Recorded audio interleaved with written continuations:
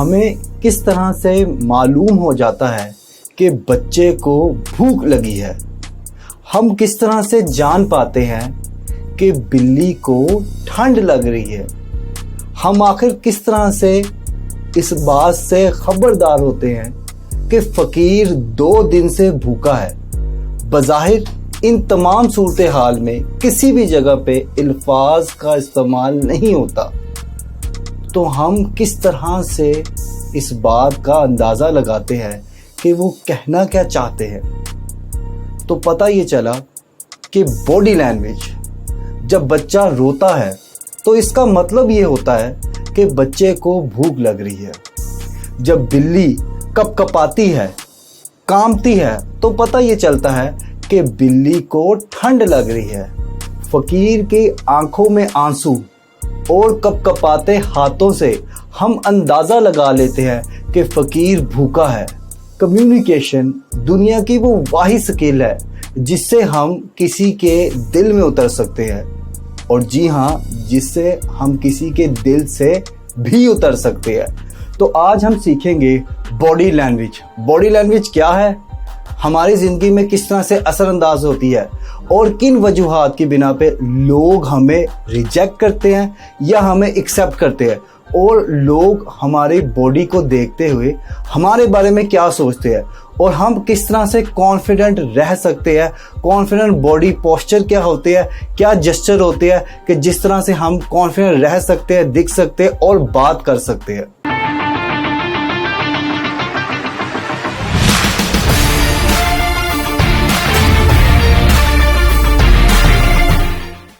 Training start करने से पहले मैं शुक्रिया अदा करना चाहूँगा शेख अरशद अटारा का, जिनकी वजह से आज की ट्रेनिंग जो है वो पॉसिबल हो पाई है।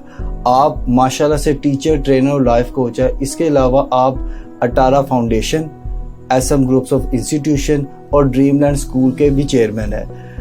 इन तमाम के तमाम तारुफ के अलावा मैंने एजुकेशन फील्ड में इनसे ज़्यादा मुखलिस और ईमानदार शख्स आज तक नहीं देखा, क्योंकि ये कोरोना के हालात हम सबको मालूम है, लेकिन इनको अपने टीचर्स से इतना मुखलिसाना मोहब्बत है कि ये अपने टीचर्स की ट्रेनिंग के लिए हर वक्त तैयार रहते हैं। ये इंतहाई मुखलिस और ईमानदार शख्स है। मैं चाहूँगा कि एक दफ़ा शेख अरशद साहब के लिए ज़ोरदार क्लैपिंग हो जाए। बॉडी लैंग्वेज दर हकीकत नॉन वर्बल कम्युनिकेशन का नाम है। इसमें हम अपनी फिजिकल बिहेवियर्स को देखते हुए लोगों तक बात पहुंचाने की कोशिश करते हैं।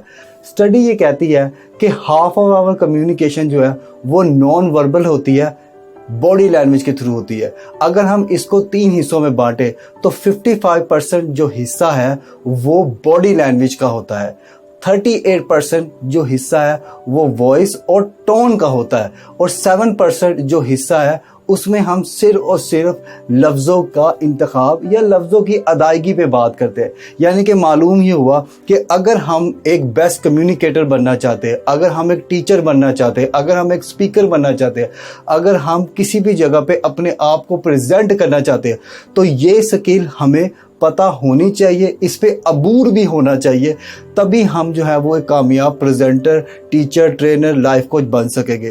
तो आज हम देखेंगे कि इसमें क्या क्या चीज़ें आती है और किस तरह से हम इसको इम्प्रूव कर सकते हैं। तो बॉडी लैंग्वेज में अब हम नेक्स्ट पढ़ेंगे जेस्चर, जिसमें हैंड्स की मूवमेंट और बॉडी की मूवमेंट जो है वो बताई जाती है कि हम किस तरह से अपनी हैंड्स और बॉडी को यूज़ करते हुए जेस्चर के ज़रिए कम्युनिकेशन कर सकते हैं। बॉडी लैंग्वेज में अब हम पढ़ेंगे जेस्चर, जिसमें हैंड मूवमेंट और बॉडी मूवमेंट के मुतालिक पढ़ते हैं। हमारे हैंड्स, हमारी बॉडी किस तरह से चीज़ों को, बातों को कन्वे करती है, अब हम वो सीखेंगे। अब आपने मुलाहिज़ा फरमाया होगा पहली वीडियो में मैं किस तरह से बैठा था, मेरे कंधे झुके हुए थे, मैं आपकी तरफ देख नहीं रहा था, और ये सेकंड वाले पोर्शन में आप देखें, आप खुद पता लगा सकते हैं कि कॉन्फिडेंट भी है, बात भी की जा रही है। ये है जेस्चर। सिंपल, अगर आप अपने कंधों को यूं कर दे तो आपका जो जेस्चर होगा या जो आपकी बात समझाने का तरीका होगा वो अगले पर्सन को समझ नहीं लगा। लेकिन अगर आप अपने जेस्चर को सीधा कर ले, बात को कॉन्फिडेंटली करेंगे, तो आपकी जो कम्युनिकेशन होगी वो बेहतरीन हो जाएगी। अब इसमें 4 हेड्स हैं जो कि हमने पढ़ने हैं। पहला हेड है जेस्चर में आता है इम्बेल्स, दूसरा आता है इलिस्ट्रेशन, तीसरा आता है अफेक्टिव डिस्प्ले और चौथा आता है रेगुलेशन।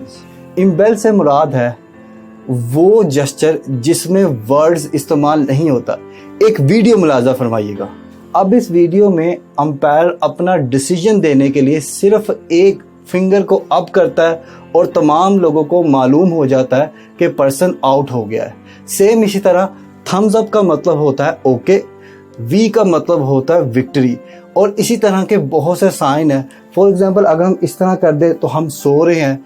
तो इम्बेल से मुराद वो तमाम के तमाम जेस्चर जिसमें कोई भी वर्ड इस्तेमाल नहीं होता। नेक्स्ट है जी इलिस्ट्रेशन। इलिस्ट्रेशन से मुराद ये वो नॉन वर्बल डिस्क्रिप्शन है जिसमें कोई स्पीच या वर्ड यूज होता है।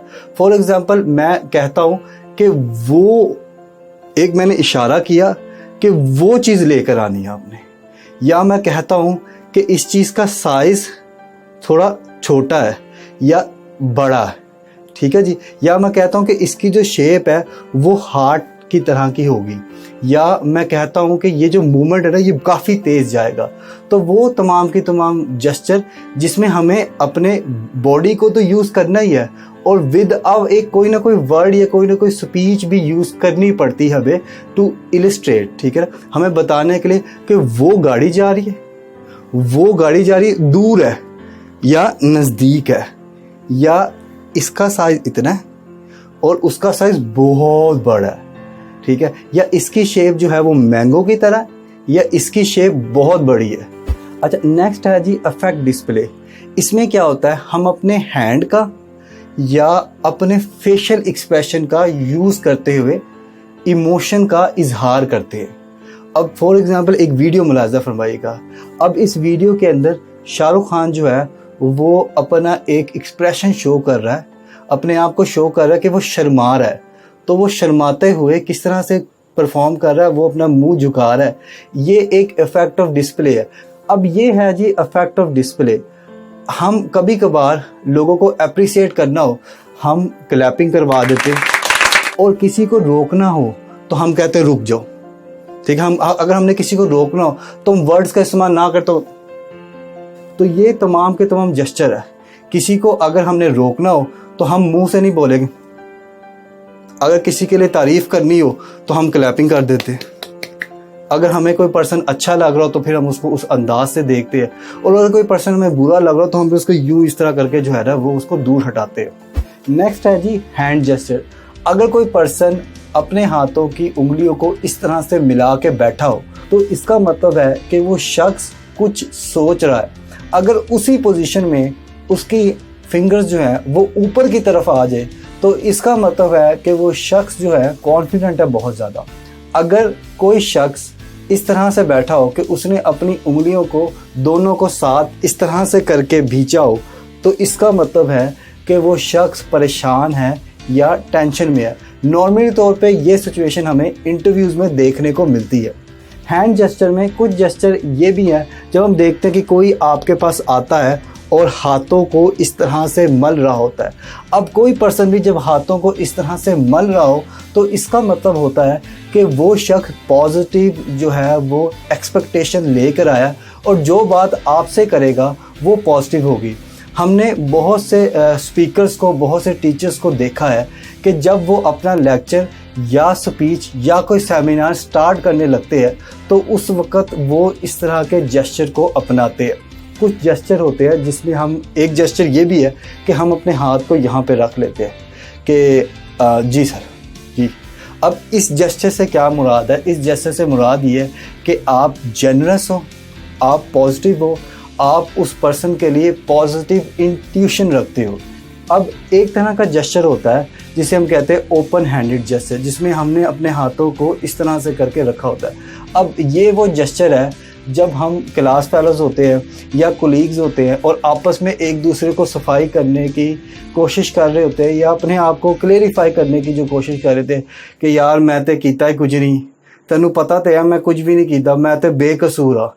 तो ये वो जेस्चर है जब हम अपनी सफाई देने के लिए या जब हम अपने आप को बेगुनाह साबित करने के लिए अपनाते कि यार मैंने तो कुछ भी नहीं किया। अब ये जो हैंड के जेस्चर हैं, अब बिलखसूस ये जो हमारा ओपन हैंडेड जेस्चर है, ये जेस्चर हमने तब से पाया जब हम केव इरा में रहते थे, जब हम गारों में रहते थे।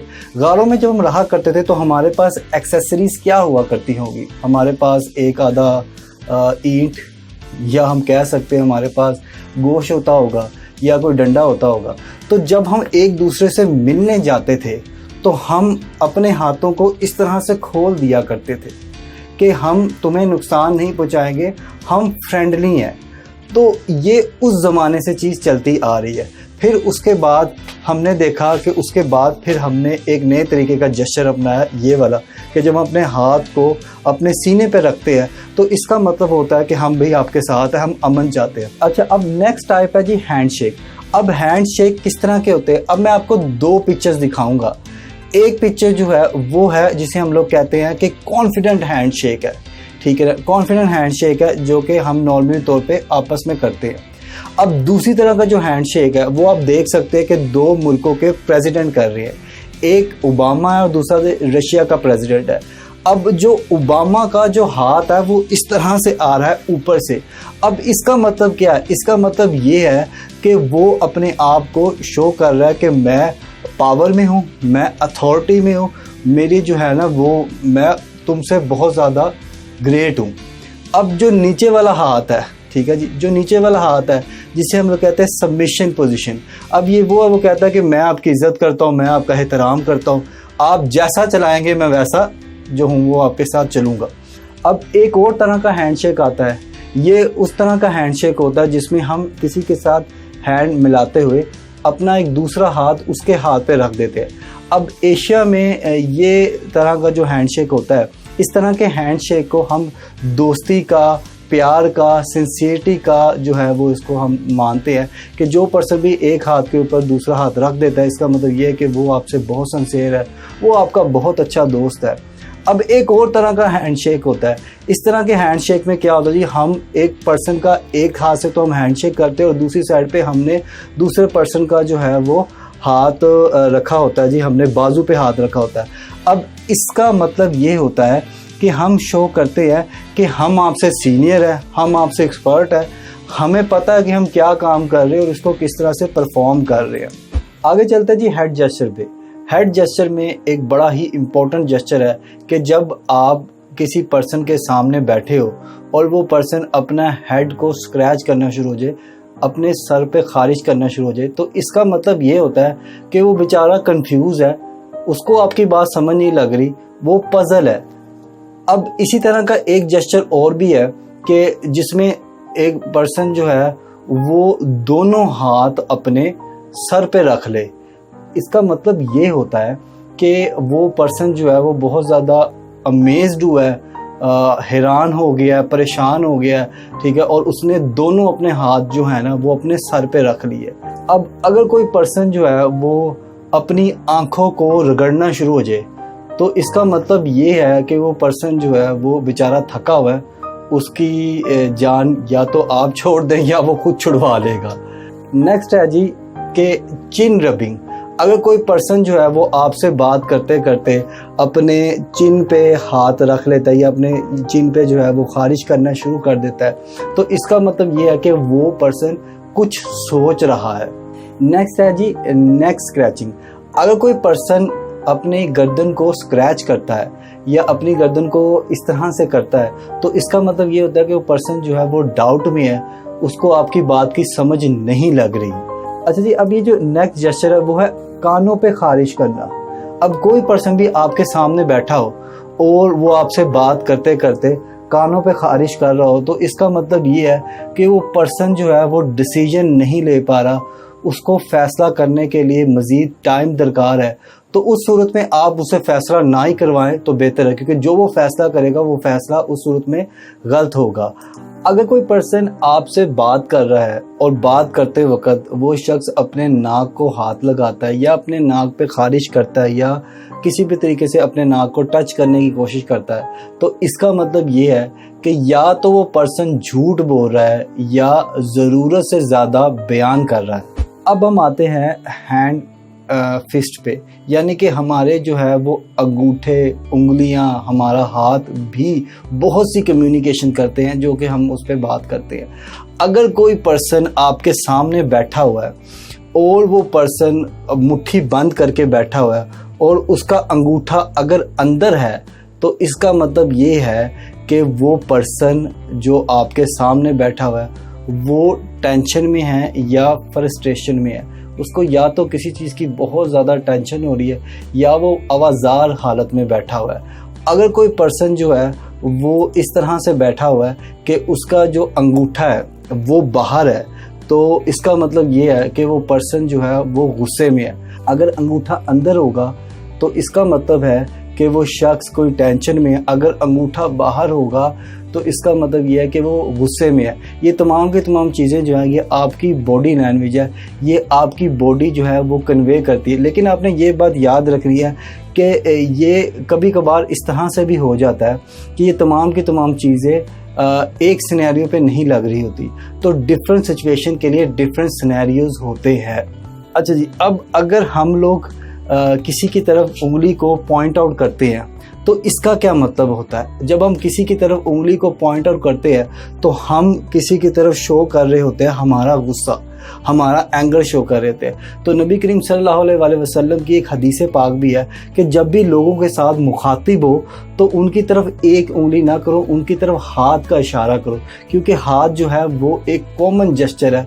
अगर उंगली की जाए किसी की तरफ तो इसका मतलब ये होता है कि एक ख़ास पर्सन को एक ख़ास तरीके से पॉइंट आउट किया जा रहा है जो नॉर्मली तौर पे गुस्से का जेस्चर होता है, आम जेस्चर। अब ये वीडियो पहले मुलाहिज़ा कीजिएगा। अब इस वीडियो में जो रेसलर है वो अपने आप को बड़ा, एरोगेंट और ताकत वाला शो करने के लिए अपनी बाजुओं को बंद कर लेते हैं। अब ये तमाम के तमाम चीज़ें जो है ये वो जेस्चर शो करते हैं कि हम आपसे ज़्यादा ताकतवर हैं, हम आपसे ज़्यादा गुरूर वाले हैं, हम आपसे ज़्यादा पावर वाले हैं। ये जो जेस्चर है ये जेस्चर नॉर्मली तौर पे नेगेटिव सिचुएशन को शो करता है। लेकिन मैंने पहले भी आपको बताया कि ये वेरी कर सकता है through person to person, situation to situation, लेकिन ऑन द होल अगर बात की जाए तो ये नेगेटिव इंप्रेशन ही डालता है। अब अगर आप किसी जगह पे आर्म फोल्ड करके बैठे हुए हैं तो इसका मतलब ये है कि आप डिफेंसिव सिचुएशन में हैं। इस सिचुएशन में आप किसी से इजाज़त लेना चाह रहे हैं या आप जो है वो किसी से बचना चाह रहे हैं या आप चाह रहे हैं कि आपसे सवाल ना पूछा जाए और आप खामोशी से यहाँ से जो है ना वो चले जाए। अब ये वो जेस्चर है जिसमें हम कहते हैं कि ये जेस्चर ज़्यादातर ख़वातीन जो है ना वो अपनाती है कि जब उन्होंने बाजुएं आपस में बांधी होती है और एक हाथ से उन्होंने अपना हाथ भी पकड़ा होता है, ग्रैब किया होता है। अब ये जो जेस्चर है ये जेस्चर दर हकीकत इनसिक्योरिटी शो करता है, आपका डर शो करता है, आपको जो है वो तकलीफ़ में शो करता है, आप किसी पे यकीन नहीं कर पाते। ये जेस्चर जो है ये जेस्चर वो चीज़ें शो करता है। नैनो की मत मानियो रे, नैनो की मत सुनियो, नैना ठग लेंगे ठग लेंगे ठग लेंगे, नैना ठग लेंगे। जो नेक्स्ट हमारा है बॉडी लैंग्वेज का एलिमेंट वो है आई कांटेक्ट। जी हाँ, आई कांटेक्ट जो है वो हमारी जो पूरी बॉडी के अंदर बहुत सी चीज़ें बताता है, समझाता है। अब हम उस पर देखते हैं। आई कांटेक्ट जो है वो आपका शो करता है कि आप कितने कॉन्फिडेंट हैं, आप कितने इंटरेस्टेड हैं, आप कितनी अटेंशन से अगले पर्सन को सुन रहे हैं, देख रहे हैं, समझ रहे हैं। लेकिन अगर ये आई कांटेक्ट ज़्यादा देर हो जाए या आप किसी को घूरना ही शुरू हो जाए तो इसका मतलब ये है कि अगला पर्सन आपसे डर जाएगा, आपसे खौफ खाएगा। फ़र्ज़ करें कोई पर्सन बाहर से अंदर आता है, आपकी तरफ देखी जा रहा है, तो आप डर जाओगे। एक टाइम वो आएगा कि आप उससे खौफ खा के आप वो कमरा ही छोड़ दोगे। तो ये इस चीज़ का आपने ख्याल रखना है। फिर अगर हम आई कांटेक्ट बहुत कम करते हैं तो इसका मतलब ये होता है कि हम शर्मा रहे हैं, हम इनसिक्योरिटी का शिकार है, हम ईमानदार नहीं हैं। क्योंकि जब भी हम देखते हैं ना, अगर हम बच्चों को देखें, बच्चों ने कोई चीज़ तोड़ी हो या कोई चीज़ जो है वो ख़राब की हो, तो बच्चे जो होते हैं ना वो आंखें नहीं मिलाते, क्योंकि उन्हें होता है कि यार अगर हम आंखें मिलाएंगे तो हम फंस जाएंगे। तो ये भी शो करता है। और अगर हम लोग किसी की तरफ देखें ही ना, तो उसका मतलब ये है कि हम किसी की तरफ इंटरेस्ट ही नहीं ले रहे। और अगर हम लोग जो है वो साइड पे देखें या लेफ़्ट साइड पे देखें या राइट साइड पे देखें, तो इसका मतलब भी वो होता है कि यार हमने कोई गलती की है या हमें जो है ना वो किसी चीज़ पे हम शर्मिंदा है। तो ये तमाम की तमाम चीज़ें हैं जो कि हम सीखेंगे। अब आई कांटेक्ट में अगर कोई पर्सन की आई मूवमेंट इस तरह करके हो, वो लेफ़्ट अप देख रहा हो, तो इस सूरत में वो कोई पास मेमोरी या कोई पुरानी यादों को याद कर रहा है, ठीक है ना। फॉर एग्ज़ाम्पल मैं किसी बच्चे को बुला के पूछता हूँ कि बेटा बताओ तुमने जो है वो कल पेन कहाँ पे रखा था, तो वो बच्चा जो है जब मेरे पास आएगा तो वो नॉर्मली तौर पे टॉप लेफ़्ट की तरफ देखेगा, मतलब लेफ़्ट अपवर्ड देखेगा। तो मुझे पता लग जाएगा कि यार ये बच्चा जो है ये सच बोल रहा है। अगर कोई पर्सन लेफ़्ट की तरफ देखे लेकिन देखे स्ट्रेट, मतलब कि लेफ़्ट अप, आप कोई पास मेमोरी सोच रहे हैं, लेफ़्ट स्ट्रेट देखे, तो इसका मतलब ये होता है कि वो पर्सन या वो शख्स जो है वो शख्स कोई म्यूज़िक याद कर रहा है या कोई साउंड याद करने की कोशिश कर रहा है। अगर कोई पर्सन लेफ़्ट साइड की तरफ नीचे की तरफ देखता है तो इसका मतलब है कि वो शख्स जो है वो कोई इमोशन याद करने की कोशिश कर रहा है। वो इमोशन एंगर का भी हो सकता है, वो इमोशन हैप्पीनेस का भी हो सकता है, वो इमोशन सैड भी हो सकता है। तो ये 3 तरह के हमारे आई कॉन्टैक्ट्स होते हैं। पहला, अगर कोई पर्सन लेफ़्ट देख रहा है अप, तो वो कोई माजी की याद कर रहा है। अगर कोई पर्सन लेफ़्ट स्ट्रेट देख रहा है तो इसका मतलब है कि वो जो शख्स है वो साउंड या कोई म्यूज़िक याद करने की कोशिश कर रहा है। अगर कोई पर्सन लेफ़्ट डाउन देख रहा है तो इसका मतलब है कि वो कोई इमोशन, कोई याद, कोई खुशी, कोई पुराना लम्हा याद करने की कोशिश कर रहा है। आपने कुछ लोगों को देखा होगा जिनकी तकनी या जिसे कहते हैं देखने का अंदाज़ इतना बुरा होता है कि आपको उनको देखते वक्त एक घिन सी आना शुरू हो जाती है। ये वीडियो मुलाजा कीजिए। इस वीडियो में एक पर्सन जो है वो देख रहा है किसी लड़की को। स्क्रीन के इस तरफ बैठे हुए लोगों को उस पर्सन से नफ़रत होना शुरू हो गई है। अब ये क्या है? ये देखने का तरीकाकार होता है जिसे हम लोग कहते हैं गेज़। गेज़ से क्या मुराद है? गेज़ से मुराद ये है कि देखने के भी एथिक्स होते हैं, एक तरीका होता है। लोगों को देखने के 3 तरीके होते हैं। पहला तरीकाकार बिजनेस गेज़ है, दूसरा तरीकाकार है सोशल गेज़ और तीसरा तरीकाकार है इंटीमेट गेज़। अब पहला जो तरीकाकार है जिसे हम कहते हैं बिजनेस गेज़, इसमें हम फॉर्मल होते हैं, लेस सोशल होते हैं और कम्पिटिटिव होते हैं। अब ये हम देखते कहाँ पे हैं? जब भी हम बिजनेस गेज़ में होते हैं तो हमारा जो देखने का तरीकाकार होता है, हम इस आंख से इस आंख तक देखते हुए ये माथे के यहाँ तक देखते हैं, यानी कि हम एक ट्रायंगल बनाते हैं और उस जगह पे हमने देखना होता है। इस जगह पे देखते हुए हमने इस चीज़ का ध्यान रखना है कि हम एक फॉर्मल सीटिंग में हैं। हम जो है वो इसी ट्रायंगल में देखेंगे तो कंफर्टेबल होंगे। अगर हम किसी तरह बिजनेस जगह पे आए हैं, हम किसी पर्सन को पहली दफ़ा मिलने आए हैं, तो हमने उस जगह पे देखना है और इसके अलावा किसी जगह पे नहीं देखना। ये लेफ़्ट आइज से राइट आइज की तरह होते हुए ये माथे के दरमियान में। तो ये पहला गेज़ हो गया जिसे हम कहते हैं बिजनेस गेज़। सेकंड गेज़ है सोशल गेज़। सोशल गेज़ जी ये वो तरीकाकार है देखने का जिसमें हम लेस फॉर्मल होते हैं, हम पर्सनल हो जाते हैं, हम कंफर्टेबल हो जाते हैं। ये मोस्टली हम अपने दोस्तों के साथ, अपने रिश्तेदारों के साथ, अपने जो है वो कोलीग्स के साथ जब हम रहते हैं तो हम इन जगहों पे देखते हैं। इस जगह पे हमने कहाँ पे देखना होता है? ये इस आंख से होते हुए इस आंख पे जाना है और नीचे लिप्स तक आना है। ये ट्रायंगल बन जाएगी। लेफ़्ट आइज से राइट आइज की तरफ होते हुए हमने जो है वो लिप्स तक जाना है, और ये जो हमारी ट्रायंगल बनेगी ये होगी सोशल गेज। ये हम अपने जब भी दोस्तों के साथ होंगे, अपने रिश्तेदारों के साथ होंगे, हम इस ही जगह पे देखेंगे और वो भी हमें इसी जगह पे देखेंगे, तो हम कंफर्टेबल रहेंगे, हम सुकून से रहेंगे।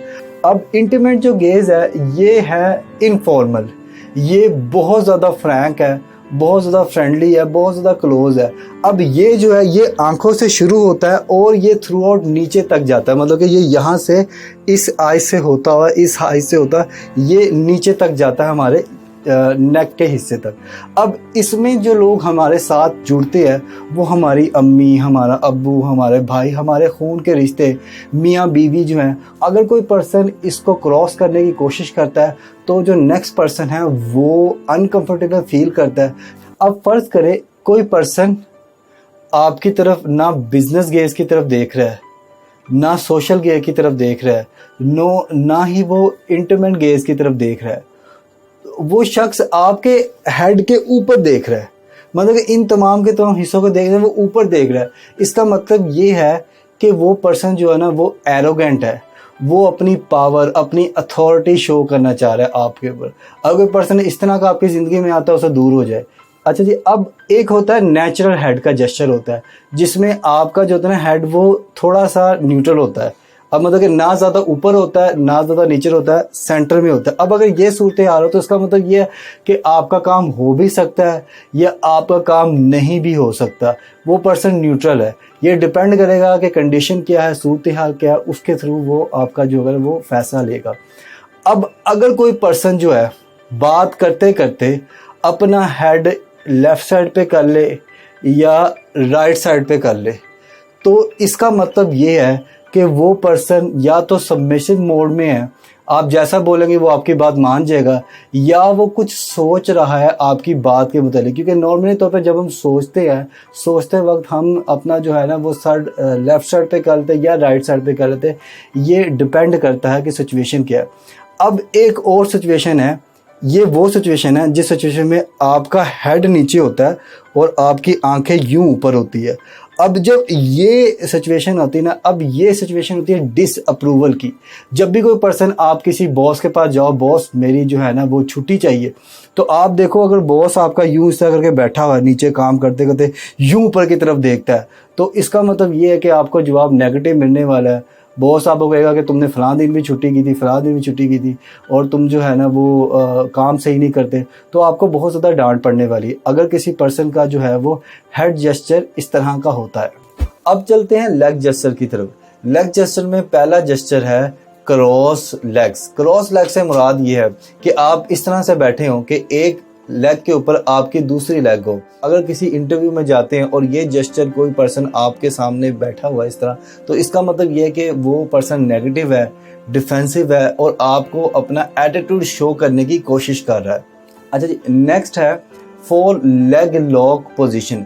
अभी जो लेग लॉक पोजीशन है, इसमें क्या होता है, एक पर्सन इस तरह से बैठा होता है कि उसके जो होते हैं हाथ वो अपनी टांगों पे होते हैं। अब इस पोजीशन में अगर कोई पर्सन बैठा हो तो इसका मतलब ये कि वो आपके साथ आर्ग्यूमेंट करने के लिए तैयार बैठा है। वो पर्सन बहुत ज़्यादा रूड है, अपने आप को डोमिनेटिंग शो कर रहा है और अथॉरिटी शो करने की कोशिश कर रहा है। नेक्स्ट है पिकिंग इमेजिनरी लिंक। अब इस पोजीशन में जब कोई पर्सन बैठा होगा, आप अगर रूम के अंदर दाखिल होंगे तो वो पर्सन क्या करेगा, वो पर्सन की लेग क्रॉस होगी और वो अपने हाथ साफ करने की कोशिश कर रहा होगा या किसी दूसरी जगह पे देख रहा होगा। आप अंदर आके बैठे हैं, वो पर्सन इधर देख रहा है या उधर देख रहा है, या तो फिर गंदगी जो है जो कि है ही नहीं को साफ करने की कोशिश कर रहा है। अब ये जो पोजीशन होती है, ये जो जेस्चर है, इस जेस्चर में आप इस बात का अंदाज़ा लगा ले कि आपको बड़े नेगेटिव ओपिनियन मिलने वाले हैं, आपकी एक्शन को जो है ना वो मुस्तरद करी जाने वाली बात है, और जो है आपको पक्का पक्का डिसअप्रूवल मिलेगा जब पर्सन, क्योंकि पर्सन इस तरह से बैठा है कि आपके साथ आई कांटेक्ट भी नहीं है, आपकी तरफ देख भी नहीं रहा, आपकी बात सुनना भी नहीं चाह रहा, तो ये एक प्रॉपर नेगेटिव साइन है। अच्छा, नेक्स्ट जो जेस्चर है वो है आर्म फोल्डेड। अगर कोई पर्सन के आर्म फोल्ड हो, लेग क्रॉस हो और फीट टैप कर रहे हो या फिर आर्म टैप कर रहे हो, तो इसका मतलब ये है कि उस पर्सन ने आपकी बात को ध्यान से सुन लिया है। अब वो पर्सन आपके पास कहना चाहता है कि लेट मी टॉक, मुझे बात करने दो, मैंने आपकी बात को बिल्कुल ठीक तरीके से सुन लिया है। नेक्स्ट है स्लम्प पोस्चर। अब ये उस तरह का पोस्चर है कि आप बैठे हुए हो, थोड़ा सा पीछे होके आपके हाथ जो है वो इस तरह करके टैप कर रहे हैं और आप जो है ना वो ढीली ढाली पोजीशन में बैठे हो। अब ये वो पोजीशन है जो कि शो करती है कि आप बिल्कुल बोर हो चुके हो, आप तंग आ चुके हो, आप जाना चाहते हो, आप कह रहे हो मेरे पास कोई अल्फाज नहीं है, मुझे माफ कर दे आप लोग सारे, मुझे छुट्टी दे दें, मैं इस दुनिया से छुट्टी चाहता हूँ। अब हम बात करते हैं पोस्चर पे। पोस्चर दर हकीकत हम पोस्चर को सिंपल कह सकते हैं। पोस्चर हमारे खड़े होने की और हमारे जो है ना वो चलने की पोजीशन को कहा जाता है। हम फर्ज करते हैं कि दो पार्टी है, अब दोनों पार्टी में आप जो है वो अपना पोस्चर चेक कीजिएगा। एक फॉर्मल पार्टी है और एक इनफॉर्मल पार्टी है। अब जो फॉर्मल पार्टी है, इस पार्टी में जब हम बात करते हैं, फॉर्मल पार्टी में क्या होगा जी, आप जितने भी लोग होंगे उनके बटन जो होंगे कोट के वो बंद होंगे और बॉडी जो होगी ना वो स्क्वीज होगी और वो आपस में एक दूसरे से इस तरह से बात कर रहे होंगे जिस तरह करके अजनबियत का जो है वो इजहार है। हम देखेंगे कि सारे के सारे लोग फॉर्मल में एक दूसरे से ज़्यादा खुल के बात नहीं कर रहे होंगे।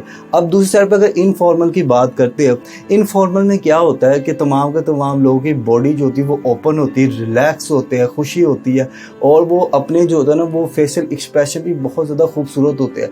तो पोस्चर में फ़र्क होता है। आप लोगों देख के बता सकते हैं कि यार क्या ये पर्सन जो दूसरी साइड पे आया है, अब गर्ल्स होंगी तो हाथ बंद करके खड़ी होगी फॉर्मल में, इनफॉर्मल में हंस रहे होंगे, बॉडी खुली होती है, ठीक है, इनफॉर्मल है। फॉर्मल में क्या होता है जी, आपका जो पहनावा होता है, जो आपकी बात करने का स्टाइल होता है, वो सारा का सारा एक स्क्वीज फॉर्म में होता है। अब ये दो तरह के पोस्चर देखिएगा, ये दोनों तरह के पोस्चर है। एक पोस्चर है जो कि एग्रेशन शो करता है, रेडी टू एक्शन शो करता है, और दूसरी तरह का जो पोस्चर है वो कॉन्फिडेंस शो करता है और अथॉरिटी शो करता है। अब आप देखें, एक साइड पे देखेंगे तो आपको पता ये लगेगा कि दोनों हाथ पीछे बंधे हुए हैं और जो टांगों में वो काफ़ी ज़्यादा गैप है, और ये टिपिकली तौर पे जो है ना एग्रेशन का, मिलिट्री का जो होता है ना वो साइन होता है कि जिसमें हम लोग रेडी टू फाइट होते हैं या एक्शन होते हैं। और दूसरी साइड पे जो हम देखेंगे, हेड जो है वो थोड़ा सा स्ट्रेट है और जो है वो टांगों में जो डिस्टेंस है वो भी कम है, और हम देखेंगे कि जी बड़े ही कॉन्फिडेंट और अथॉरिटेटिव जो है ना ये पोस्चर है। अब बात करते हैं फेशियल एक्सप्रेशन पे। दुनिया में 7 यूनिवर्सल फेशियल एक्सप्रेशन होते हैं जिसमें हैरत, खौफ, खुशी, गुस्सा, नाराज़गी, अफसुर्दगी है। ये तमाम के तमाम जो है वो 7 जो है वो है यूनिवर्सल, जिसमें हम अपने आप को फेशियल एक्सप्रेशन देख सकते हैं। हम लोग कभी कभार बहुत खुश होते हैं तो एक अलग फेशियल एक्सप्रेशन है, नाराज़गी में एक अलग फेशियल एक्सप्रेशन है, गुस्से में एक अलग फेशियल एक्सप्रेशन होता है। ये तमाम के तो फेशियल एक्सप्रेशन भी हमें बताते हैं, सिखाते हैं कि हम कम्युनिकेट क्या करना चाहते हैं। अब इसमें एक जो है ना वो फेशियल एक्सप्रेशन होता है शौक का। आप ये चीज़ देखिएगा, बिलखसूस ख़वातीन जो है जब भी शौक में आती हैं तो अपना हाथ जो है वो, एक तो फेस का एक्सप्रेशन इस तरह हो ही जाता है लेकिन हाथ जो होता है उनका मुंह पे आ जाता है, जिस तरह करके ये दिखाया गया है। फेशियल एक्सप्रेशन में नेक्स्ट फेशियल एक्सप्रेशन है ग्रीटिंग फेशियल। अब इसमें क्या होता है, जब भी हम किसी से मिलते हैं, मुलाकात करते हैं, तो हमारी जो आईब्रोज होती है वो इस तरह आप आ गए हैं या अस्सलाम वालेकुम या इस तरह वो आप भी आए हैं, तो ये हमारा जो होता है फेशियल इंप्रेशन तब बनता है जब हम किसी को ग्रीट करते हैं, किसी को वेलकम करते हैं। फेशियल एक्सप्रेशन में अगला फेशियल एक्सप्रेशन है लिप बाइटिंग। अब लिप बाइटिंग में क्या होता है जी, कोई भी पर्सन जब अपने होंठों को दबाए हुए होता है तो इसका मतलब ये है कि वो कोई टेंशन में है या कोई परेशानी में है। अब इसके बरक्स एक और फेशियल एक्सप्रेशन है जो कि इसी से मिलता जुलता है। अब उसमें क्या होता है, उसमें ये होता है कि आप अपने जो है वो लिप्स को बाइट नहीं करते, बस आपने इस तरह के दबाया होता है। जब दबाया होगा तो इसका मतलब ये होगा कि आप कुछ सोच रहे हैं, किसी ध्यान में है। फेशियल एक्सप्रेशन में अगला जो एक्सप्रेशन है वो है पेस्टेड स्माइल। इसे हम फेक स्माइल भी कहते हैं। ये नॉर्मल तौर पे तब हम करते हैं जब हमें फोर्स किया जाता है या हमें कोई जो है ना वो किसी आर्ग्यूमेंट के तहत उस तरीके से कोई हमें लाने की कोशिश करता है जब हमारा दिल नहीं कर रहा, हम अंदर से हंसना नहीं चाह रहे। कभी कभार इस तरह का होता है, घर कोई मेहमान आ जाता है जिससे हमारा मिलने को दिल नहीं करता, या कोई ऑफिस में कोई मीटिंग इस तरह की हो जाती है जो कि हम अटेंड करना नहीं चाह रहे होते, या कोई हायर अथॉरिटी हमें किसी पर्सन के सामने पेश कर देती है जो हमें दिल से बहुत बुरा लगता है, लेकिन फिर भी हमें उसके सामने जो होता है वो हंसना पड़ता है। अगर हंसेंगे नहीं तो ये पता लग जाता है कि ये हमें वेलकम नहीं किया जा रहा। खामोशी बहुत कुछ बयान करती है और ख़ामोशी जो है बॉडी लैंग्वेज का एक इंतहाई इम्पोर्टेंट पार्ट है। खामोशी शो करती है कि आप किसी से नफ़रत करते हो, आप किसी से गुस्से में हो, आप किसी को तंग करते हो, आप किसी के साथ इनकोऑपरेटिव मोड में हो। खामोश इंसान तब भी होता है जब वो सुकून चाह रहा होता है। खामोश इंसान तब भी होता है जब वो किसी को तंग करना चाह रहा होता है। खामोश इंसान तब भी होता है जब वो गुस्से में होता है। तो खामोशी बहुत ज़्यादा पहलू के बारे में बात करती है। ये हमने डिफ़ाइन करना है कि सिचुएशन क्या है। सिचुएशन के मुतालिक खामोशी के इजहार होते हैं और उन इजहार पे जो होता है वो लोगों के रवैये भी बनते हैं। आज का मेरा लेक्चर एक तरफ और ये जो लास्ट बात जो मैं आपको बताने लगा हूँ ये एक तरफ, ये बॉडी लैंग्वेज का सबसे ज़्यादा ज़रूरी पार्ट है और अहम पार्ट है, और वो है शुक्रगुजारी। आज हम बदहाल है, परेशान है, जिस भी हाल में है, यकीन माने हम लाखों बंदों के ज़िंदगी के ख्वाब है। आज हम खुद को जहाँ पे महसूस करते हैं, जहाँ पे पाते हैं, हम अपने आप को समझते हैं कि हमने अपने आप को खजूर के दरख्त में अटके हुए हैं। लोगों की नस्लें दुआएं करती हैं कि या अल्लाह हमें उस जगह पे ले आ, हमें उस जगह पे पहुँचा दे जहाँ पे आज हम नाकाम होके खड़े हुए हैं। हम जो आधा बर्गर खा के छोड़ देते हैं, लोग उस बर्गर को खाने के लिए डस्टबिन के डब्बे उठाते हैं, उसमें से चेक करते हैं। जो हम 4-4 डिशों को चख के छोड़ देते हैं, लोग उसके लिए दुआएं करते हैं कि या अल्लाह हमें वो डिश दे दे। लोग आटे के थैले, घी के कनस्तर और सर के दुपट्टे के लिए लोगों की दहलीजों पे बैठे रहते हैं। हमने बड़ी मुश्किल से मैट्रिक किया होता है, फेल हो के सप्लियाँ ले के मास्टर्स किया होता है, और हम बड़ी मामूली सी एक कलर की जॉब पे लगे होते हैं। हमारी ज़िंदगी में पहले एक टूटी हुई 70 होती है और फिर उसके बाद हम जो है वो मेहरान गाड़ी पे पहुंच जाते हैं और 3 मरले के घर में हमारी जो होती है वो फौतगी हो जाती है, और हम कहते हैं हमने क्या हासिल किया। यकीन माने कलकत्ता में और दिल्ली में लोगों की 3-3 नस्लें फुटपाथ पे पैदा होती है, फुटपाथ पे जवान होती है, फुटपाथ पे ही मर जाते हैं, और उनको म्यूनसिपाल्टी की जो डब्बे होते हैं गाड़ी के, उसमें ले जाके उनको दफना दिया जाता है और उनका कभी भी कुछ भी नहीं होता। अब मालिक का कितना शुक्र अदा करे कि कम है, लाखों लोग हैं जो पैराडोल की गोली, शुगर की टैबलेट और ब्लड प्रेशर की दवाई को तरसते मर जाते हैं। आप मालिक का कितना शुक्र अदा करें कि वो कम है, हम लोग 4000 बीमारियां लेके पैदा होते हैं जो कि हमारे खून में तह रही होती है। बहुत से लोग जो हैं वो रोड पे एक्सीडेंट से मर जाते हैं। आप मालिक का कितना शुक्र अदा करें कि वो कम है, जो आप खाते हो आपको हजम हो जाता है, जो आप पीते हो वो आपके पखाने से बाहर निकल जाता है, आप का दिल जो है वो 60 दफ़ा 100 दफ़ा धड़कता है। आप रंगों में फ़र्क कर सकते हैं, आप गर्म को छूते हो गर्म को फील कर सकते हो, ठंडे को छूते हो ठंडा आपको महसूस होता है, आप अपने नाक से मक्खी हटा सकते हो। मालिक का कितना शुक्र अदा करो। आपके साथ मैं एक रियल स्टोरी शेयर करूंगा। ये कहानी एक लड़के की है कि जब वो 4 साल का होता है उसको एक पूरी सर पे फालज का अटैक हो जाता है। उसकी दुनिया वहीं पे रुक जाती है क्योंकि मिलने वाली ज़िंदगी के अगले सालों में उस बच्चे को महरूमी मिलती है, नाकामी मिलती है, लोग उस बच्चे पे तरस खाते हैं, उसका फ्यूचर की धज्जियाँ उड़ जाती है। वो बच्चा बड़ा ही मुश्किल से स्कूल जाया करता है। उस बच्चे को जो है वो बड़ी मुश्किलात का सामना करना पड़ता है। उस बच्चे को क्या होता है जी कि कोई कहता है कि उसके मुल्तान शरीफ में ले जाएं। मुल्तान शरीफ में एक बाबा जी बैठते हैं, वो बड़ा ही ज़बरदस्त इलाज करते हैं। उनका इलाज क्या होता है? उनका इलाज ये होता है कि वो तपती जो सीखों वाली सलाख होती है वो उस बच्चे के टांग पे लगा देते हैं और उस बच्चे की जो चीखें निकल आती है वो ये तमाम का तमाम कोर्स पूरा करता है, पूरा 1 साल अपनी टांग को सड़वाता है जाके, लेकिन उस बच्चे को असर नहीं होता। उसका इलाज जो होता है वो मुसलसल जारी रहता है। कोई उसे कहता है कि आप इसका ऑपरेशन करवा दें। बच्चा अपनी ज़िंदगी के उस हिस्से में पहुंच जाता है कि जब उसको फिजिकली तौर पे तो वो चैलेंज हो ही जाता है, चल नहीं पाता सही तरीके से, लेकिन मेंटली तौर पे वो डिस्टर्ब हो जाता है। उस बच्चे का पाँव यूं हो जाता है, वो अपने ज़िंदगी के अगले सालों में इस तरह से चलना शुरू होता है। एक डॉक्टर के पास वो ऑपरेशन करवाता है, डॉक्टर पाँव तो सीधा कर देता है लेकिन ऑपरेशन गलत हो जाता है, उसका अंगूठा लटक जाता है। वो बच्चा अपनी ज़िंदगी के अगले 6 साल शूज़ नहीं पहन पाता।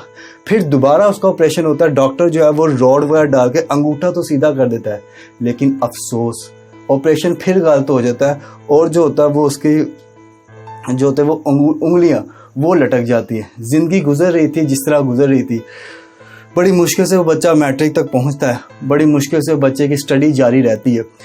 उसका एक जो होता है वो एक दोस्त होता है, दोस्त उसका उसे कहता है कि भाई पढ़ के करना तो काम ही, चल मेरे साथ तू काम कर। अब उस बच्चे को पता होता है कि यार पढ़ाई के अलावा और कोई हल नहीं है, और किसी तरह का कोई हल नहीं जो मैं कर सकता हूँ।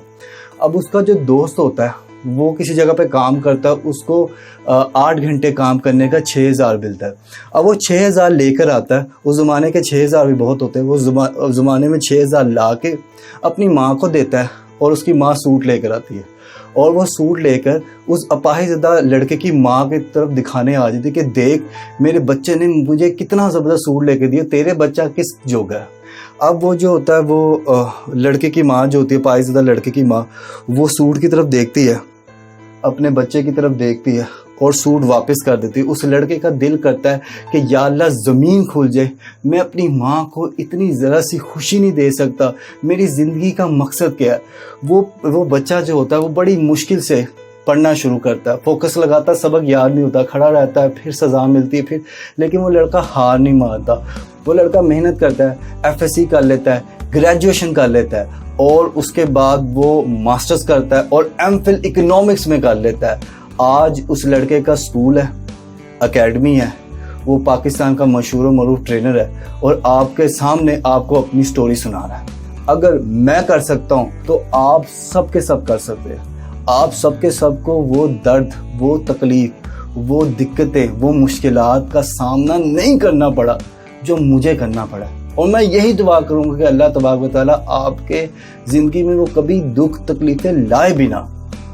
तो मेरे दोस्तों, मेरे भाइयों, मेरी बहनों, तमाम के तमाम लोग जो मुझे सुन रहे हैं वो महसूस करें कि वो कितने लकी है, और अल्लाह तबारक व तआला का जितना शुक्रिया अदा करे वो कम है कि मालिक ने आपको जिस भी हाल में रखा है आप उसी हाल में रहते हुए कामयाब हो सकते हैं। बस खुद पे यकीन करिए कि आप कर सकते हैं। सब्सक्राइब कीजिए हमारे चैनल को और साथ ही साथ दबाइए बेल के आइकन को, ताकि आपको मिल सके हमारे चैनल की हर न्यू अपडेट।